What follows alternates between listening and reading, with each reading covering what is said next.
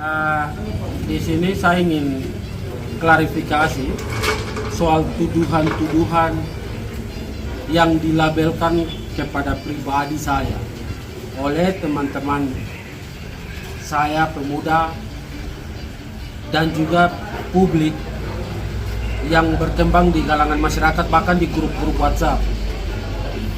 Kemarin karena saya turun lagi ikut aksi penolakan tindakan PJ Bupati tentang mutasi yang diselenggarakan oleh teman-teman Korlap.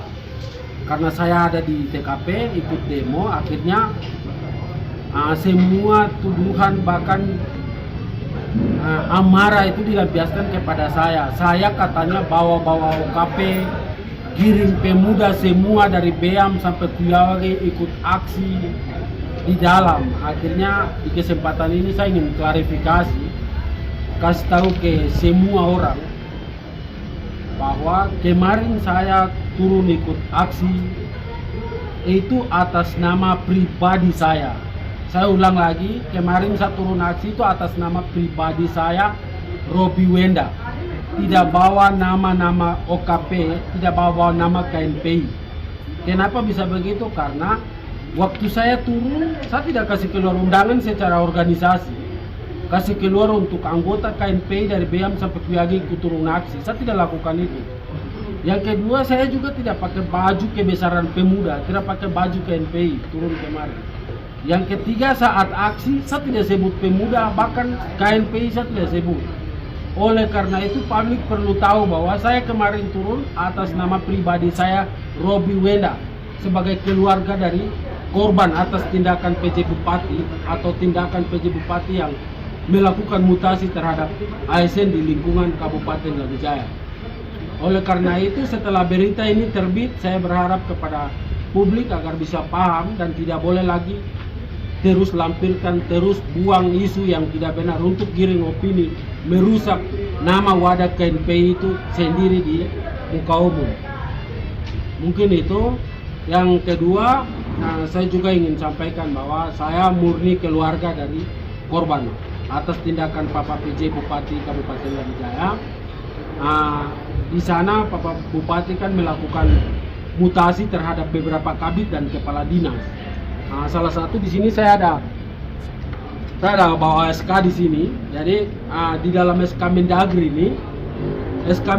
ini bertuliskan di dalam dari pasal pertama A, B dan seterusnya sampai selesai itu PJ Bupati tidak punya kewenangan 1% pun melakukan pergantian terhadap kabid, bahkan juga kepala dinas. Oleh karena itu saya lihat keluarga saya dilakukan PJ Bupati melakukan mutasi atau pergantian. Akhirnya saya bilang, ini kan di dalam ini tidak ada sama sekali. PJ tidak punya kewenangan untuk melakukan pergantian. Kenapa bisa melakukan pergantian? Akhirnya saya turun aksi kemarin.